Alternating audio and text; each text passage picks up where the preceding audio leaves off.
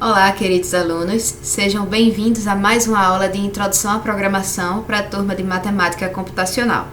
Na aula de hoje, a gente vai falar de programação com repetições. E antes da gente começar esse assunto, eu queria dar um aviso muito importante. Com esse assunto, com a minha experiência, eu ensino Introdução à Programação já há alguns anos, desde 2017. E com essa minha experiência, eu tenho percebido que quando a gente chega nesse assunto é quando as coisas começam a desandar, certo? Então, até a parte de estruturas condicionais são tudo flores, né? Então, criação de variável, tipos de variáveis, entrada e saída do teclado, if, else if, switch case, até aí tá tudo bem. Quando a gente começa a falar em programação com repetições, é quando os alunos começam a se embananar, certo? Então eu queria deixar esse recado aqui para vocês prestarem bastante atenção nessa aula e tirarem o máximo de dúvidas possíveis, ok, pessoal? Então, depois desse momento aí de puxão de orelha, vamos começar o assunto de repetições, ok? Primeiramente, para que servem as repetições, né? Então, muitas vezes e em muitos programas que vocês vão se encontrar, se deparar na vida de vocês, a gente vai querer fazer exatamente o que a gente vem fazendo, né? Então, a gente vai querer calcular coisas, vai querer puxar coisas do teclado, imprimir coisas na tela, fazer uma coisa dependendo de um teste ou outra coisa, enfim, tudo que a gente já tem de recursos hoje, ok? Mas, muitas vezes, a gente vai precisar repetir um bloco de comandos N vezes ou indefinidas vezes. Gravem essa informação, né? Ou N vezes, por exemplo, eu quero repetir 10 vezes e exatamente 10 vezes, ou então eu quero repetir indefinidas vezes. Por exemplo, eu quero pegar um número de 5 a 10 do teclado e o usuário fica digitando uma entrada inválida, certo? Então a gente vai querer que ele continue tentando entrar um número de 5 a 10 até ele acertar. A gente não sabe quantas vezes ele vai errar, então a gente vai ter que repetir esse pedido de entrada indefinidas vezes, ok? Então tem esses dois casos. Então vamos lá, repetições. Repetições são necessárias na maioria dos programas, então isso aqui é muito verdade. Quase todos os programas que a gente faz vão utilizar esse recurso de repetição, por isso que é tão importante. Elas são utilizadas, como eu já havia mencionado, para executar várias vezes a mesma sequência de instruções. Então, um bloco de comandos que vai estar dentro dessa estrutura de repetição e você vai querer ficar lá, por isso que chama laço, né? Porque você vai terminar e vai voltar para o mesmo ponto e vai repetir tudo aí N vezes. E aí vamos partir para um exemplo, né? Uma motivação aqui. Um exemplo simples que mostra a utilidade delas, elas são as estruturas de repetições, como imprimir os 100 primeiros números naturais. Pronto, então imaginem que eu passei esse exercício para vocês, certo? Então faça um programa que imprima na tela os 100 primeiros números naturais. Com o conhecimento que a gente tem até então, a gente faria algo mais ou menos assim, ó. Resolver esse problema para os 3 primeiros números é algo que já conseguimos fazer. Então, como é que a gente faz? A gente usa o printf e iria colocar lá os 100 printfs, certo? Cada uma imprimindo um número diferente. 1, 2, 3. Essa outra solução aqui, ela é um pouquinho diferente, mas ela faz a mesma coisa, ó. Ela cria uma variável do tipo inteira e armazena 1 dentro dela. E aí, imprime essa variável na tela. Depois faz um incremento nela, imprime, incremento e imprime. Então, imagine se a gente tivesse que copiar e colar esse trecho de código aí até chegar no 100. A gente ia ter um programa gigante, muito pouco eficiente, e imagina a gente ter que dar manutenção nesse programa. Dizer, se seu cliente dissesse para você, olha, em vez dos 100 primeiros números naturais, agora eu quero os 1000 primeiros números naturais. Aí você ia ter que copiar e colar, ia ter que, enfim, ia ser uma coisa impraticável, certo? Imagina então depois que ele disser, não, eu não quero mais 100 números naturais, eu quero 1000. E aí depois ele dizer, não, mas a cada número par, eu quero que você imprima uma mensagem. Aí você ia ter que ir lá de um em um, enfim. ia ser uma coisa impraticável, né? Tudo isso para dizer que usar a instrução printf 100 vezes, apesar de resolver o problema, funciona, não parece ser uma solução muito elegante. Para resolver problemas desse gênero, as linguagens de programação utilizam estruturas de repetição. Então é exatamente para resolver esse tipo de problema, certo? E aí, a linguagem C, ele oferece 3 comandos de repetição. E a gente vai falar desses 3 comandos aqui e vai comparar eles ao final, certo? A gente vai começar falando pela instrução while, que é uma das mais comuns, certo? Então aí tem 2 mais comuns, tem uma que também é muito importante, mas não é tão comum. E aí a gente vai começar pela instrução while que vem do inglês enquanto, certo? Então vamos lá para a nossa instrução while. Então a instrução while, assim como a instrução if, checa uma condição.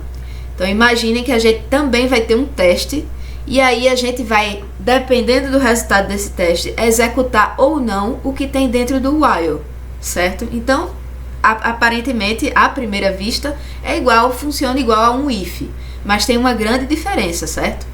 A grande diferença é que no if, se a condição for verdadeira, você vai executar as instruções que estão dentro do if uma única vez. E aí, vida que segue, o programa continua sendo executado normalmente. Já no while, acontece isso aqui, ó. As instruções do bloco while são executadas repetidas vezes até a condição se tornar falsa.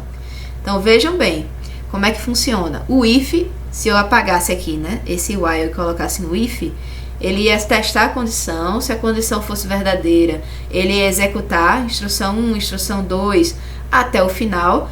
Quando chegasse no final, né, fechar aqui as chaves, ele ia continuar a vida normal dele. O while funciona diferente porque uma vez que ele vai executar a primeira vez, condição estando verdadeira, certo?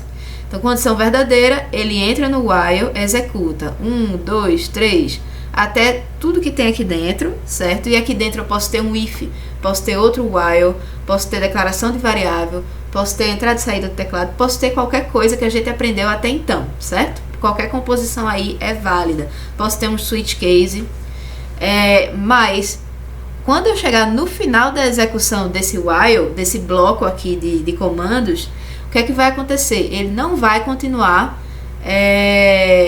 executando o que vem abaixo. Ele vai voltar para testar a condição novamente. E aí, se essa condição continuar sendo verdadeira, ele vai executar tudo de novo. E assim por diante, certo? Então, por isso que a gente chama de laço. Porque se você for imaginar o fluxograma de um programa com um while, você vai ter uma aresta, né, que vai sair de uma instrução e vai ficar voltando lá para o seu teste. Então, você vai ficar aqui, ó, dentro desse laço até que essa condição se torne falsa. Uma coisa muito comum que acontece quando a gente está aprendendo a programar é a gente entrar em loop infinito.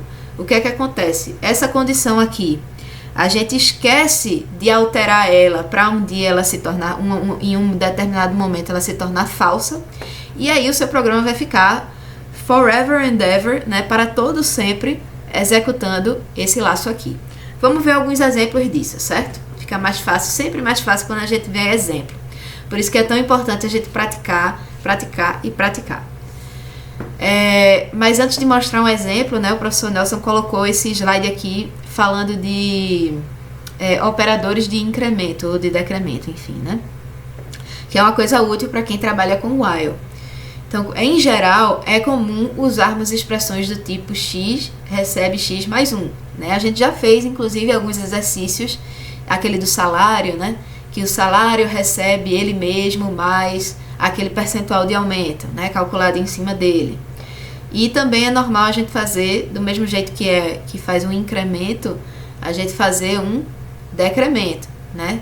Então aí, ó, x recebe x menos 1. Se, por exemplo, x é 10, né? No momento que eu executo essa instrução, vai ficar 10 menos 1 dá 9, eu vou guardar 9 em x.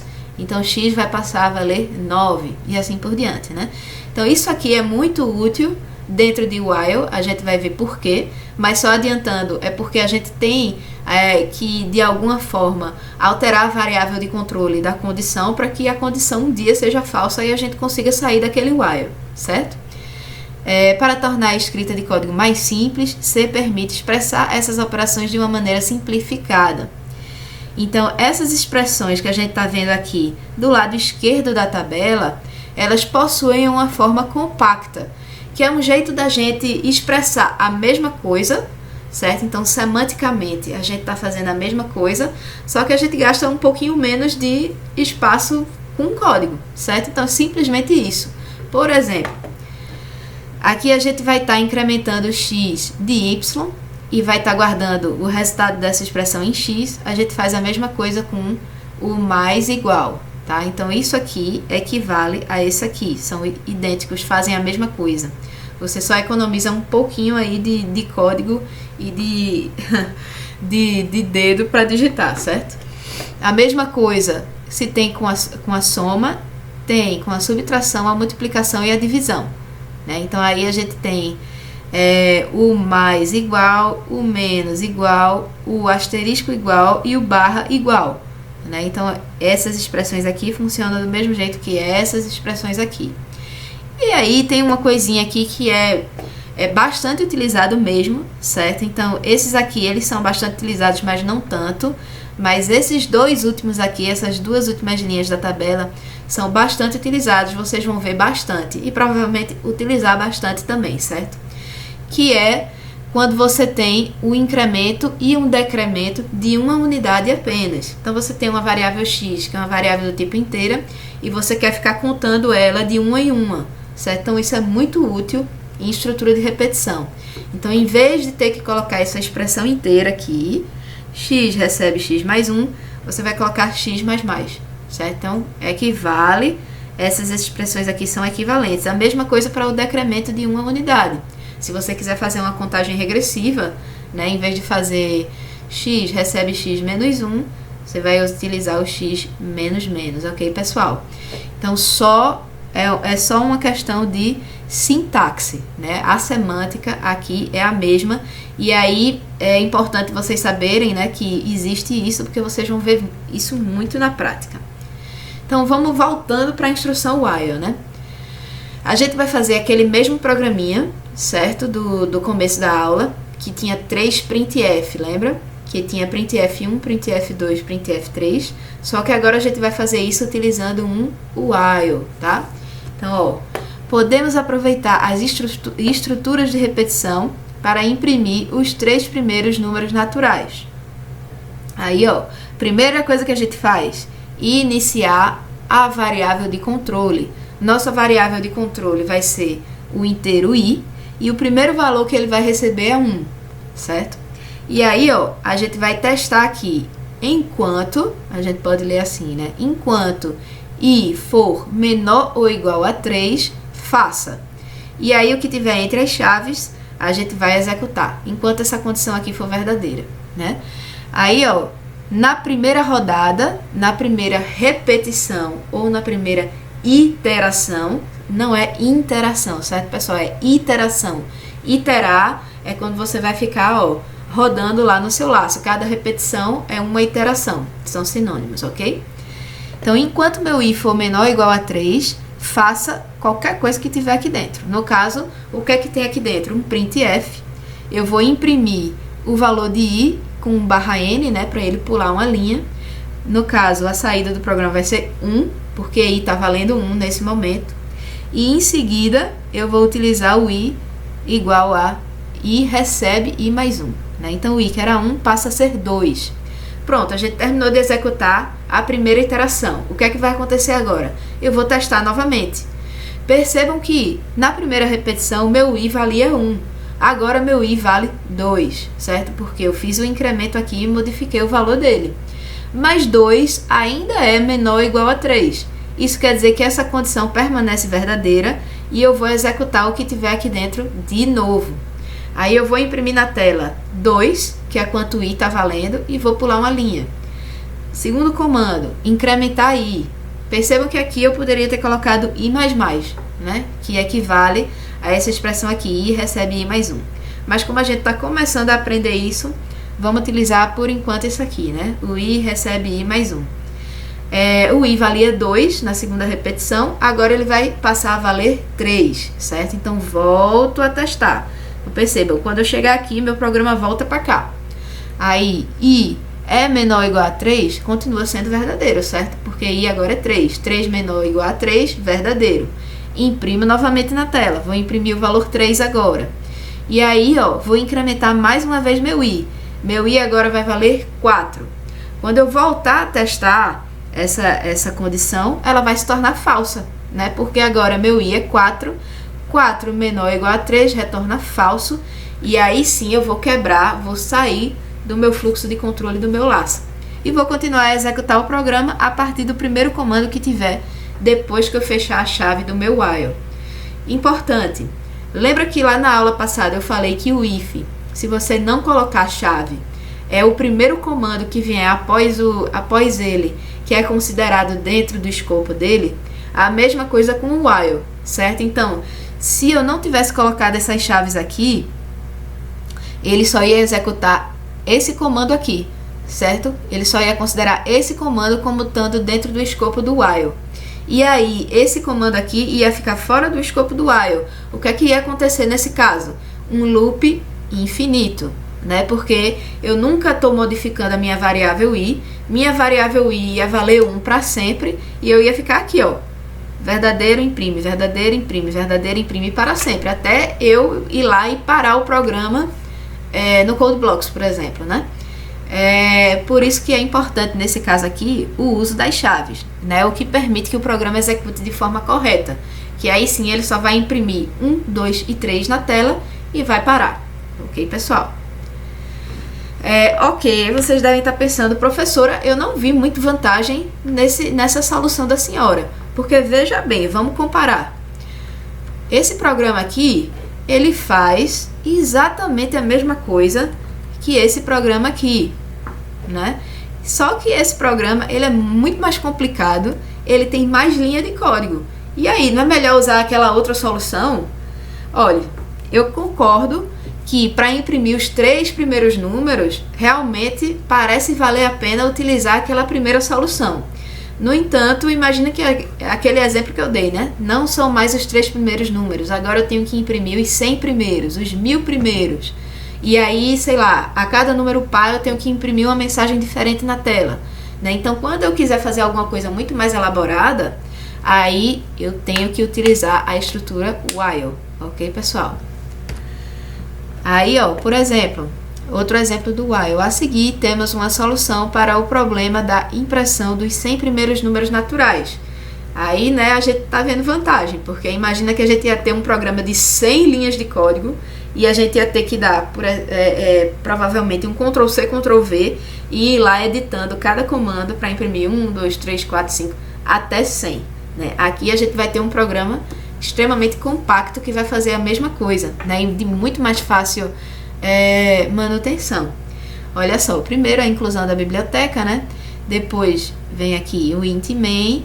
Tudo isso aqui, né, a gente ainda não falou sobre isso. O que é esse int main? O que é que abre e fecha a chave aqui? Por enquanto a gente está focando no que tem aqui no corpo, né? No corpo do nosso programa. Mais pra frente a gente vai entender o que é esse int main aqui, certo? Bom, estou criando aqui a minha variável contador, que é uma variável do tipo inteira, e estou armazenando 1 dentro dela. Então, contador vale 1.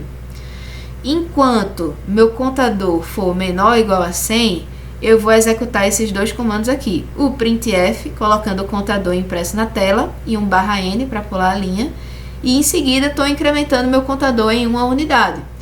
E aí ele vai fazer exatamente o que o enunciado está pedindo. Começa com 1, vai imprimir 1 na tela, aí vai imprimir 2, 3, 4, 5, 6, 7, 8, 9, 10, até 100.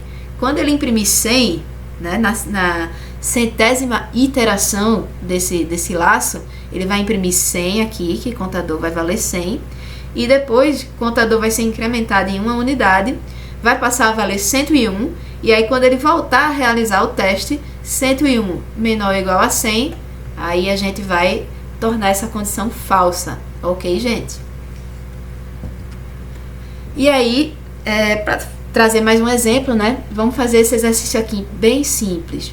Faça um algoritmo que imprima a contagem regressiva do lançamento de um foguete. O programa deverá imprimir 10, 9, ou seja, de 10 até 1 e imprimir fogo na tela. Os números não precisam estar na mesma linha, ok? Então vamos chavear aqui para o nosso querido CodeBlocks para a gente fazer esse pequeno exercício e concluir esse vídeo. Chaveando aqui para o CodeBlocks. Vamos lá. Vou criar minha variável contador, né? E o primeiro valor que eu quero que seja impresso na tela é 10. Vai de 10 até 1, né? Opa, meu teclado está desconfigurado aqui. Pronto, ajeitei. Aí vem, ó, while contador for maior que 0, que o último valor que eu quero que seja impresso na tela é 1, né? Então, enquanto meu contador for maior que 0, ou então, né, eu poderia fazer maior ou igual a 1, certo, pessoal? Tanto faz. As duas formas estão corretíssimas. E aí, aqui dentro do while, eu vou fazer o meu printf, imprimir a minha variável contador, né, que é do tipo inteira. E aí, eu colocar aqui um /n, e aí colocar a variável contador, ponto e vírgula, e não posso esquecer de decrementar o meu contador, né? Então, vou fazer contador recebe contador menos 1, ponto e vírgula, né? E aí, gente, no final, eu vou imprimir na tela fogo, né? Ele pede para imprimir fogo no final. Então, vamos lá. Acredito que não tenha nada errado. Vou rodar o meu programinha. Olha aí. Vocês estão vendo? Deixa eu conferir. Pronto, estão vendo. 10, 9, 8, 7, 6, 5, 4, 3, 2, 1. Fogo. Certo? Exatamente como a gente queria. Aí eu vou fazer aqui algumas coisas, alguns erros comuns que a gente comete quando está aprendendo a programar, né? Que é normal, a gente aprende com os nossos erros. Por exemplo, primeiro erro, esqueci de mudar a minha variável contador, né? O que é que vai acontecer? Percebam que agora meu contador, eu coloquei ele como 10 e dentro aqui do while eu não estou mais mudando o valor dele. Então ele vai ser 10 para sempre e a minha variável vai ser impressa para sempre. Vejam só o que é que acontece. Ó. Estão vendo que ele continua imprimindo 10, está subindo, ó. O scroll aqui descendo. Ele não vai parar nunca. Isso é o que a gente chama de um loop infinito. Eu vou ter que vir aqui e, ó, parar o programa, certo? Aí, ó, ele até mostra aqui embaixo. O programa terminou com um status, tarará, tarará, um status aí que eu nem sei o que é, certo? Mas se ele tivesse terminado com sucesso, ele ia terminar com status 0, certo? Aí, modifiquei aqui, ó. Pronto. Aí agora eu vou reexecutar e voltou a funcionar perfeitamente, ok? Isso aqui é interessante também porque ele está mostrando a cada iteração do meu while quanto a minha variável contador vai estar valendo, né? E aí, por último, eu queria mostrar isso aqui também, ó. Lembra que eu falei? Se eu tirar